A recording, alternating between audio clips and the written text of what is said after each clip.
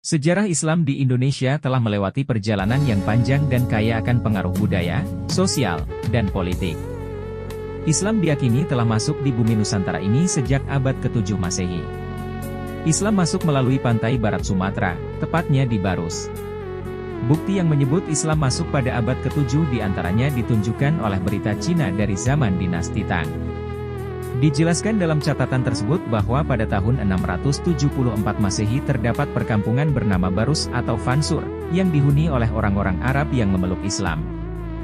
Bukti lain yang menguatkan masuknya Islam pada abad ke-7 adalah makam Mahligai. Komplek makam tua ini berada di atas bukit dan sekitar 215 pasang nisan. Dalam komplek makam tersebut, terdapat satu nisan bertuliskan, Syekh Rukunuddin, wafat pada tahun 672 Masehi, atau tahun 48 Hijriah, artinya hanya selisih satu abad setelah kelahiran Nabi Muhammad Shallallahu Alaihi Wasallam. Komplek makam Mahligai memiliki luas mencapai 3 hektar. Di sini terdapat makam Syekh Imam Khotil Muazzam Syah Diktibai, Syekh Samsuddin bin Biladil Fansuri, dari negeri Fansuri, Syekh Zainal Abidin, dan Syekh Ilyas, serta makam-makam lain pengikutnya. Selain makam, bukti masuknya Islam juga terdapat benda-benda kuno bersejarah seperti perhiasan, mata uang dari emas, dan perak, prasasti dan fragmen arca. Metode penyebaran Islam di Indonesia. Penyebaran Islam di Indonesia dilakukan dengan pendekatan damai, adaptif terhadap budaya lokal, serta toleransi terhadap keberagaman. Dengan cara tersebut, Islam berhasil meraih tempat yang kuat di hati masyarakat. Berikut ini adalah beberapa cara penyebaran Islam di Nusantara. Pertama, melalui jalur perdagangan.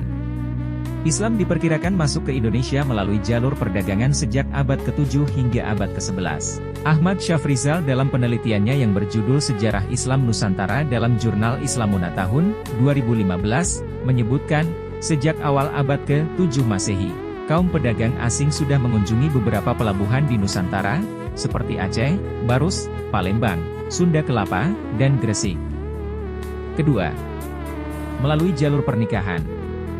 Pernikahan menjadi salah satu cara penyebaran Islam di Nusantara. Jalur pernikahan ini ditempuh para ulama sekitar abad ke-11 hingga ke-13 Masehi. Umumnya saudagar yang menikah adalah orang-orang kaya dan terpandang. Sehingga, para putra-putri raja yang akan dipersunting harus masuk Islam terlebih dahulu.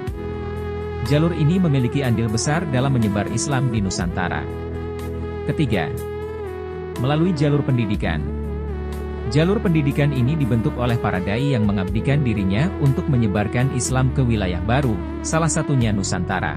Para dai penyebar agama Islam ini bukanlah pedagang, melainkan murni menjalankan misi untuk membawa ajaran Islam ke wilayah baru yang belum tersentuh Islam.